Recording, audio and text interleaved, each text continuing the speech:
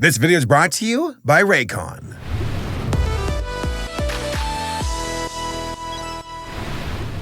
I have a confession to make.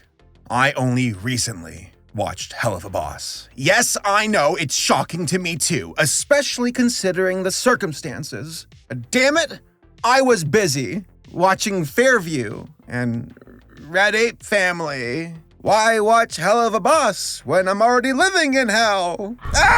But a few months ago, I finally caught up with the series. And wow, I was expecting some ambitious results, but boy, was I blown away. Like, I genuinely can't think of another animated series on YouTube that matches this level of production quality and consistency. It is truly outstanding. Now, for those who don't know, animation, more often than not, is tedious, demanding, and very time-consuming, which are all traits that don't necessarily work in your favor in the rapid-fire pace world of YouTube. This platform demands content, preferably often as possible, so said content can be monetized, watched, and then pushed to the side to make more room for more content. Because content equals income, and the content must flow. Now, this is a problem for animators on YouTube. Despite their unique skill set, they're left at a disadvantage. It takes much longer for them to make an animated video, and even when the video is uploaded, it might not do well in the algorithm, which means all the time and effort that went into that particular upload was virtually pointless as far as getting traction on YouTube goes. Now, for creators who do less involved content, like reaction videos or vlogs or animation reviews, they can play the numbers game and field content quickly to make up for a previous loss. But for animators, a bad performing video is much more severe, since it took longer to make and required more effort to complete. Folks, the unfortunate truth is that YouTube does not reward quality. It rewards engagement, which can take the form of a quality video, but it's not a prerequisite. And there are plenty of other videos on the platform that surpass high-performing animated uploads, yet only required a fraction of the time, production, and effort. It's even more insulting to animators, since there was a time before when YouTube prized views over watch time, but then reversed that back in the early 2010s, which effectively screwed over every single animator on the platform.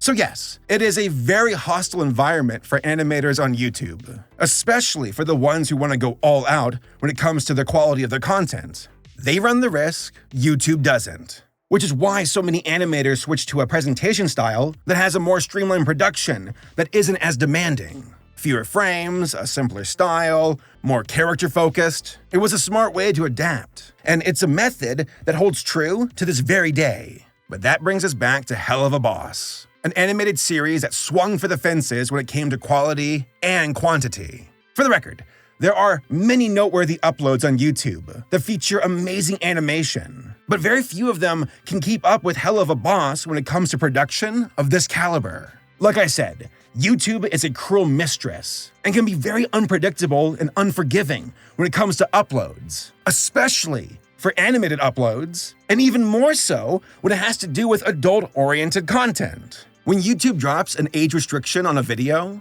that's practically an algorithmic death sentence, since YouTube wants to boot it out of rotation and find something else to replace it with that's not restricted to viewers. Fewer restrictions, more money for YouTube.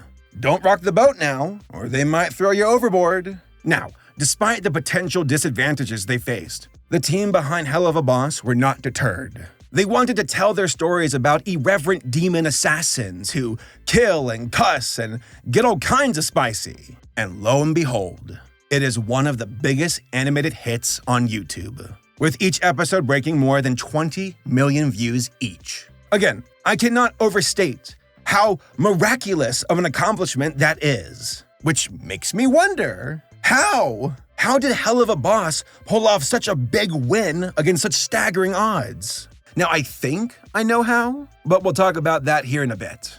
Also, it's worth mentioning that Helluva Boss is such a refreshing entry when it comes to adult animation. Far too often, I see this genre of animation be dismissed as juvenile and crass. Adult themes and humor and non-compelling ways.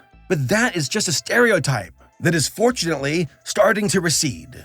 Primal, Arcane, Invincible. Adult animation can be more than just family sitcoms. And Helluva Boss is another recent addition to combat that stigma.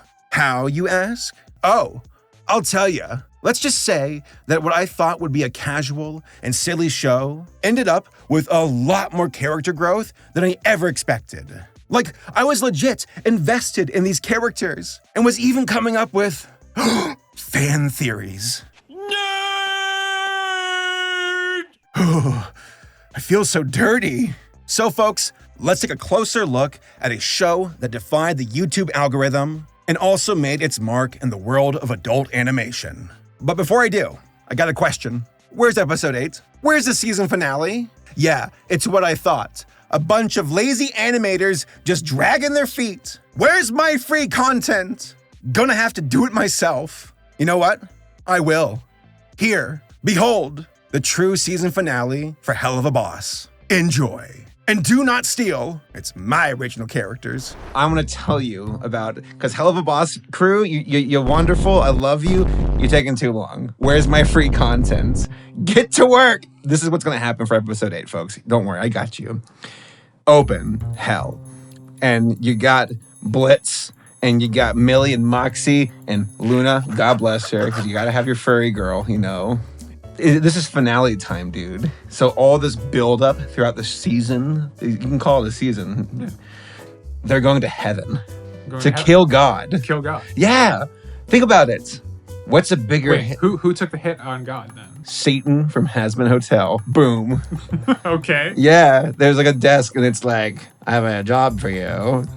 Wow. It's Satan. He's giving us a job. It's Charlie's dad from Hazbin Hotel, trademark. And they're like, but we need help. We can't do it alone.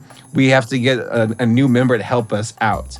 And that's when Saberson, the Nephilim, walks into the door of the office. The door's open, actually. He didn't walk into the door. He walks through the door. Did he, like, phase through the door? Saberson is my original character. He is Nephilim, half human, half demon, and can cross through multiple realms because, like, Saberson is so cool. He can't stick in just one realm. Like, he's too powerful. He was kicked out of heaven because he's too powerful. So he's got this vendetta against God. And then he was kicked out of hell because Satan doesn't like him because he's too powerful. And Saberson also like was with Satan's wife, but then had to break up with her because it was getting too serious. And so Saberson walks into the office. Blitz is like, "Oh my God, it's my long lost brother."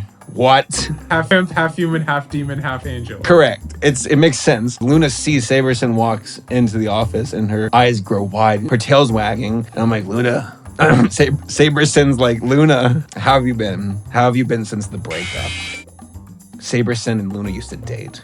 But Saberson broke up with Luna because she needed to take care of herself. Saberson's a good guy, but he's also a bad guy. He's complicated. And that's why he's on the team here to help them out. His personality is as complicated as his genealogy. Absolutely. He's 4 halves of a thing. So the team goes off in the van while they're driving up to heaven. They're just driving a van to heaven. Well, how else do you get to heaven? Is there a stairway to heaven? No, it's an on-ramp now. There's all that traffic. You really gotta... There's a lot more people going to hell than heaven. There's 3 people going up, right? Gotcha. So Saberson actually has his own cool car. It's like the Batman mobile. Does it have like a voice like Knight Rider? No, that's stupid. Saberson provides the voice. So he's also half computer. Modifications. Blitz is like, brother, I didn't think you'd come back. Saberson's like, I hope that you know I'm proud of you for being gay. Which he is, because Saberson's neat that way. Is Saberson half bi, half gay, and half straight? Correct. And it's really cool because everybody in the car actually starts clapping when Saberson said that. It was absolutely amazing. They get to the gates of heaven. There was like an army there waiting for them. And Blitz is like, I wasn't expecting this. And Saberson's like, I was. And Saberson said, I taught this move to a good friend of mine. You might have heard of him. Alistair from Hazbin Hotel. TM. And then Saberson, his eyes turn black, like black within black. And heaven's gates just collapse. It was gone. 10 billion angels gone. And Millie and Moxie are there. And Luna is like, man, I miss this boy so much. And Saberson's like, if you think that was destructive, you don't know what he did to me in bed. And then you see Michael the Archangel holding a cross. That was the cross that Jesus used. It was turned into a machine gun. What? Right. And then the gun starts shooting and the bullets hit the van and blows up the impsona van, but the car that Saberson's driving catches all the imps into it, plus Luna. And he's like, Michael, we meet again. And Michael's like, yes. And they start fighting, and Michael gets nailed to the cross by Saberson. It was really badass. And then God is the next person, the final boss. God has Stolos. Blitz, our boyfriend, is a hostage. So the hit was actually done by the wife to get them to go to God so God can kill Blitz. Okay. What? Right? Okay. There was one thing the guy wasn't counting on, Saberson, the Nephilim. Who could see that coming? Nobody. So Saberson's like, listen, I know what I have to do. And this is beautiful. It's a moment of sacrifice where Saberson's like, Luna, take care of yourself, kid. And Millie and Moxie are there too. And he walks up to Blitz and he's like, hey, I love you, brother. Go make that owl boyfriend of yours really happy. Your big brother has this. And then Saberson gets into an orbital drop pod and shoots towards God. And God has this giant biblical shield that shatters and breaks as Saberson blows up. And God is also eliminated. And then all of God's holy energies crashing down, about to kill everybody, but Saberson's essence forms a bubble shield around them and protects them. And it was beautiful. Like, Blitz is with his owl boyfriend. The owl wife got killed somehow. The owl daughter, she was in the bubble too. And what's so amazing is you heard a disembodied voice being like, hey kid, look into your backpack. And she pulls out a gift card to Hot Topic, signed by Saberson.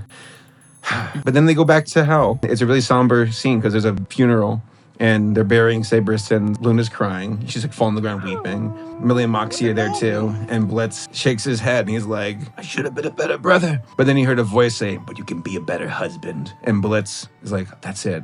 Saberson, my brother, wanted me to marry Owl Guy from the Tootsie Pop commercials. And Demon Cop shows up. Oh, shit. And it's really great. But here's the thing. At the end, they walk off into the sunset of hell. There's this disembodied body that's in the distance, and it's Saberson nodding, going, until next time, brother.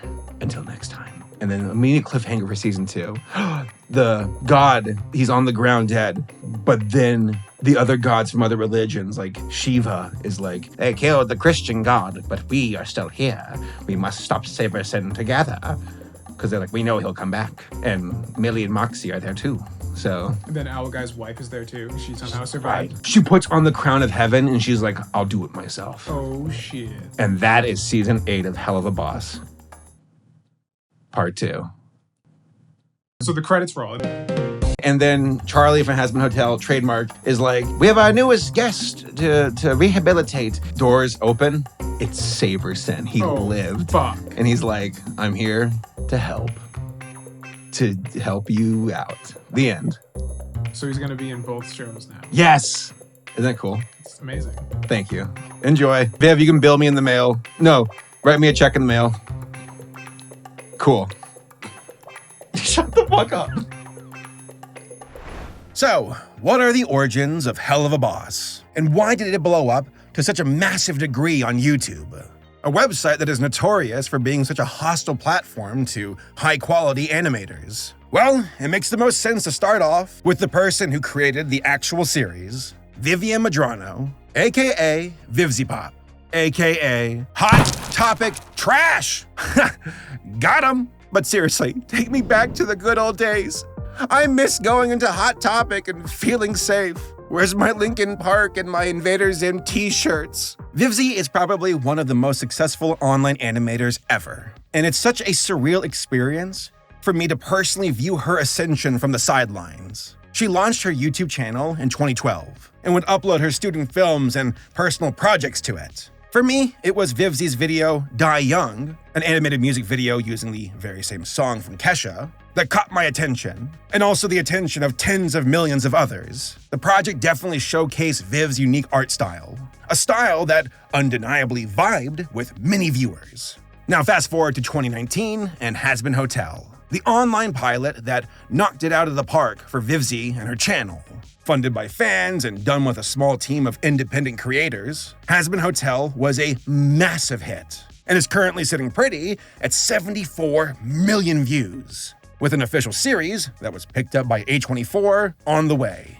Around that time, Viv also founded the animation studio Spindle Horse Toons after the Hasbin Hotel pilot, which said studio worked on the pilot and would also be the studio to produce Helluva Boss, Needless to say, the success of Hazbin Hotel is paying dividends, and is one, if not the main reason, why Helluva Boss is also such an overwhelming success. Hazbin Hotel had other plans outside of YouTube, but Helluva Boss was ready to move and scratch the itch that millions of viewers had after watching Hazbin Hotel. Viv and her team struck gold with the untapped raw potential of the edgy teenage demographic. I say teenager. Everyone's edgy. Doesn't matter your age. It's the edgy demographic. Oh, I was there myself in the early to mid 2000s, and it has been cathartic to see it rise like an angsty phoenix from the ashes of a burnt down Hot Topic.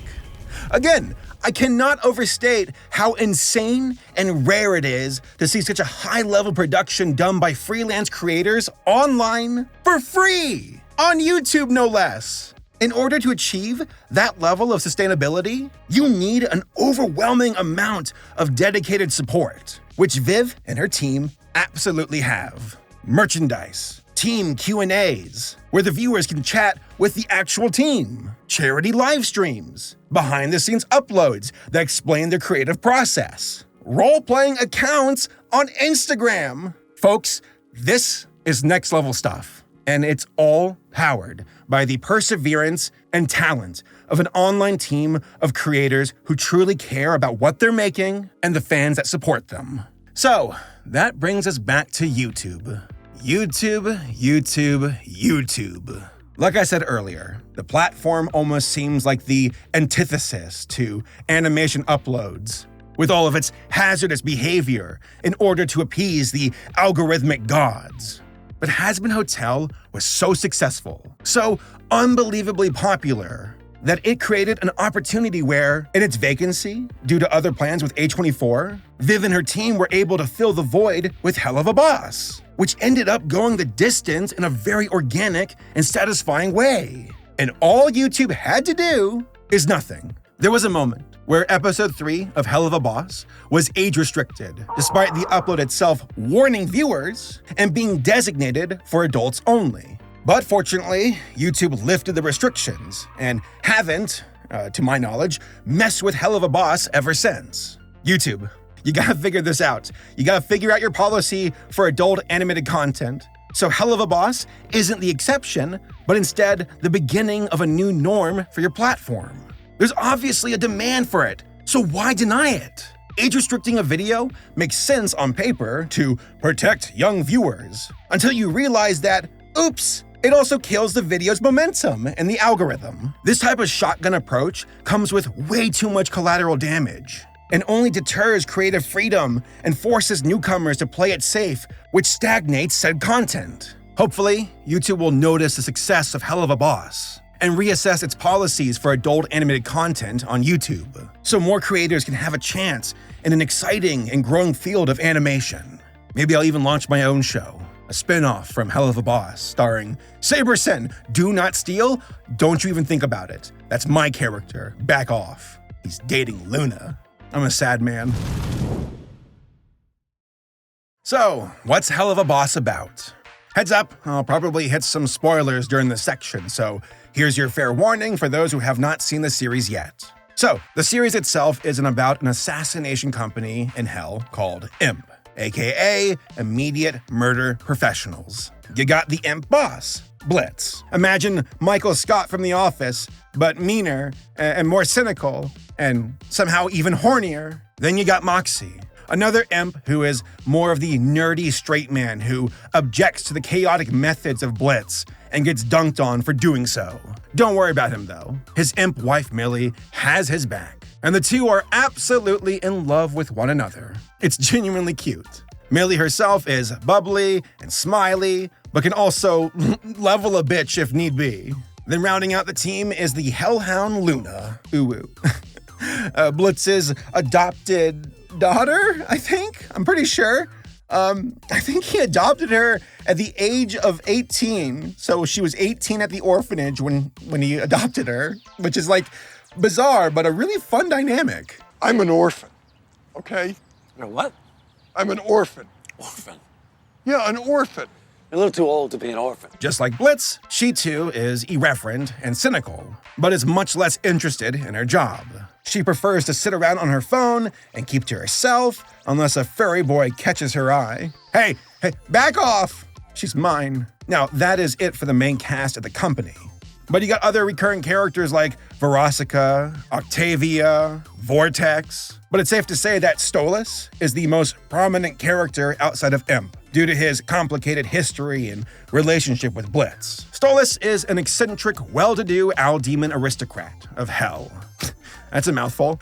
He loves dressing fancy, going out on the town, and going down on Blitz. Yes, I went there. Jokes aside, what started off as a character that initially played the horny LOL card with Blitz ended up having one of the most compelling storylines of the series. Blitz and Stolos have an implied history that is romantic and exciting, but is also rocky and complicated. The two are on opposite sides of the track with their respective social status in hell, but occasionally indulge in one another, whether for selfish motives or just for fun.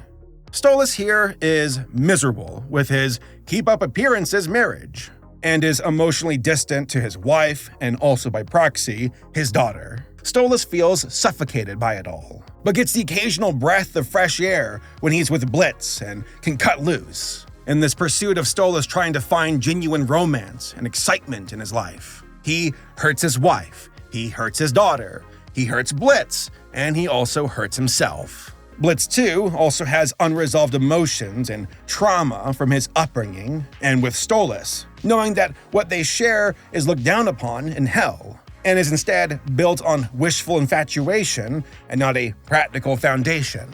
I find their entire relationship to be incredibly engaging, seeing two very flawed characters in their own respective ways, enjoying the other for more than just lustful reasons. But they both also know how much denial they carry, realizing that their relationship will most likely not go the distance due to outside forces and also internal trauma.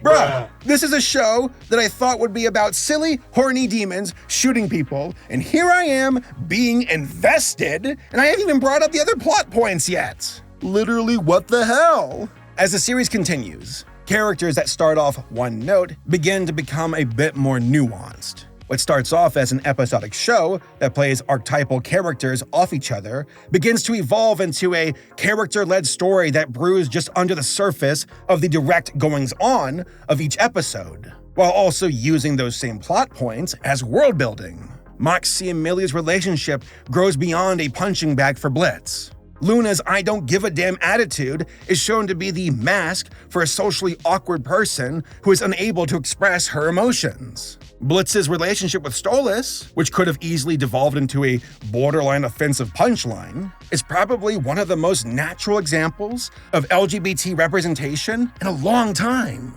Again, their relationship starts off transactional, and it's clear that they're using each other to run from their own baggage. But Stolos goes from a member of the aristocracy that seems to be using Blitz to someone that is actually desperate for a genuine connection with someone now that his marriage has fallen apart, and his relationship with his daughter is strained too. Blitz, too, wants a connection, but because of past trauma, is unwilling to let anyone else in for the fear of it going wrong, even if that means the current pain will never end. The characterization, especially Blitz, is the highlight of the first half of the finale that has aired so far. It's not even really clear if them being together is the right call. Stolos has a family and a station as nobility. Blitz only started this relationship as a way of getting his business off the ground. A genuine connection between them could be the start of both characters healing, but it's not clear if that's the proper destination for either's arc. That level of uncertainty is such a hook to me, and is, once more, very well told. I'll pay you. Pay me what? Money. Done! DEFIES has always seemed to revel in operating in the overly edgy aesthetic that defined the early 2000s internet culture, but over time has refined it to something that largely sheds the bulk of the cringe factor and happily embraces what little may be left. The denizens of hell are overly bombastic, both in appearance and personality. Dialogue is littered with cursing, and color palettes are littered with superfluous detail that happily tap dances on the edge of cringy high school OC, yet somehow keeps that energy contained. It's clearly a conscious aesthetic choice, as the human characters and heavenly characters like the cherubs have a far more constrained design language. But in Vivzi's world, hell is chaos, and each character represents that perfectly. Now, the series can, at times, overwhelm the senses when multiple characters from hell take up the majority of the frame, and are all moving at the same time.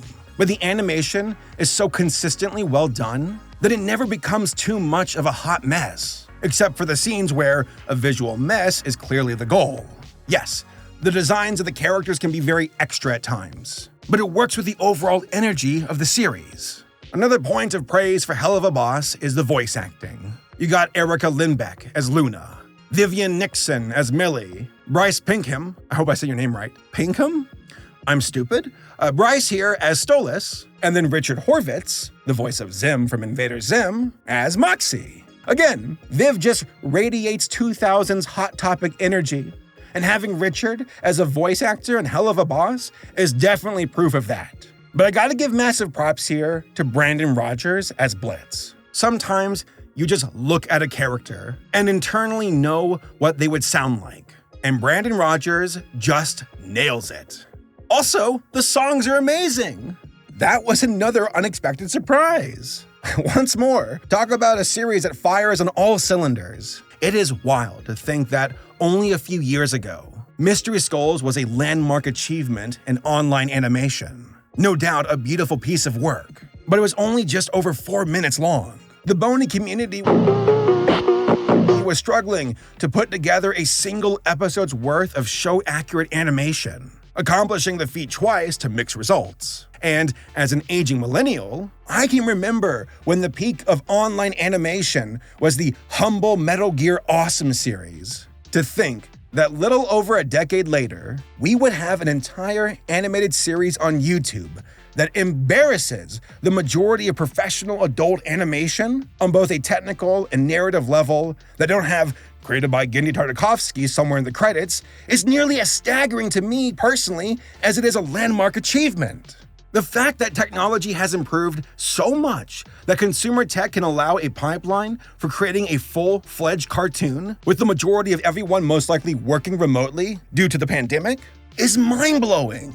But the tech is really playing second fiddle to the amazing talent on display in terms of Vivzi's vision and the skill of the illustrators, the animators, the storyboard artists, the sound designers, the background artists, the voice actors, pooling all their skills together to create one of the best pieces of adult animation in recent memory, while humbly offering it up to YouTube.com for free. Episode 6 has multiple set pieces that are staggering in their scope. And it's also the first episode of the series that hits the 22-minute runtime of a traditional half-hour network cartoon. They make full use of every second. That not only is a technical tour de force of animation chops, but has a bunch of satisfying character moments. All in all, Helluva Boss fires on all cylinders and is truly one of a kind. Its quality, its production pipeline, and its expanding scope are all worthy of praise. And YouTube should be kissing the feet of the Helluva Boss team for blessing YouTube with one of the most outstanding adult animated series in recent history. And all YouTube had to do is not interfere and mess it up. Hopefully, YouTube will continue to keep its hands off Helluva Boss for the foreseeable future. Guys, let's fuck these fuckers up!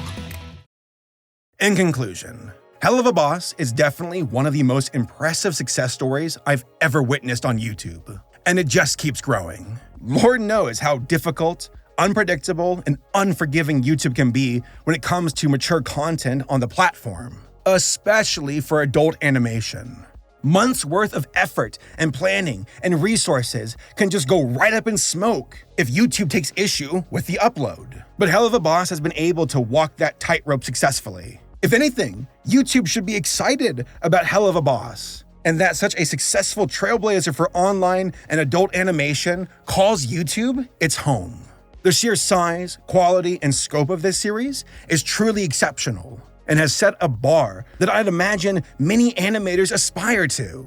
Now, of course, it's way easier said than done, but guys, it can be done. A team who can create their own stories and characters in a way that isn't being restrained by the meddling of corporate entities and their red markers. Once more, it is a miracle that this series even exists to begin with. It is a very exciting addition to the adult animation genre, and I hope that it goes the distance. It's so wild to me how Comedy Central just continues to phone it in with garbage like Fairview, a show that just perpetuates the adult animation stigma with its lazy writing, pandering jokes, and god-awful visuals. But then you have Helluva Boss, which is the literal opposite of Fairview in every single way. Quality visuals, interesting characters and themes, and an ongoing story that genuinely holds my attention and feels well earned. I legit want to see how this story ends. So, to the folks who work on Helluva Boss, well done. You accomplished something truly amazing and have left your mark on both the world of adult animation and also online distribution. But I warn you, if you use my own original character in your series, I will see you in court. Sabersin is patented, trademarked, copyrighted, and a deviant watermark too, so don't even think about it, okay? Oops! Oh no, I left a PNG of Sabersin in the description with a character sheet and bio and stuff. Oh, it would be so embarrassing if someone put it in the show. Please, put me in the background. I want my character to meet Luna. Please, this is the only way. Listen to me, I beg of you. This is the hell I want to live in. So a big shout out to this video sponsor, Raycon earbuds. Well folks, the trees are green again, the flowers are blooming, spring is back. Time to get active once again. But I gotta bring my awesome anime music with me. I gotta go all out as I sprint up the hill to the Metal Gear Rising soundtrack. Rules of nature, baby! Senator Armstrong approved. But I don't want to get wires caught in my arms while hiking or jogging outside. I need wireless power. That's where Raycon comes to the rescue. Guys, I use these earbuds all the time while doing chores, while working out at the gym. I use them all day long. Like, these things have a long battery life. They can go up to 8 hours at a time. So I never have to worry about inconveniently stopping to recharge my earbuds. They last for my entire workday. I mean, it's no wonder why Raycon's everyday earbuds have over 49,000 5-star reviews. That's because Raycons are priced just right. You get quality audio at half the price of other premium audio brands. Plus, the recharging case is very potent and bumps the charging capacity of my Raycons to up to 32 hours. That is a lot of power. On top of that, my earbuds fit well into my ears too, and are very comfortable. Raycons even come with earbud gel tips, so you can get that perfect fit for your ears. They're not going to budge, trust me. Watch, I'm gonna shake my head around like a lunatic, and see, they're still in my ears. Also, the sound quality is top-notch, with an excellent bass, and the Bluetooth pairing is seamless and fantastic. They also come in a broad variety of colors. So, if you want to check out some excellent earbuds that look great, sound great, and feel great, then click the link in the description down below and go to buyraycon.com/Saberspark to get 15% off your Raycon purchase. Again, I use these all day long. They are consistent, I love them, and I highly recommend them.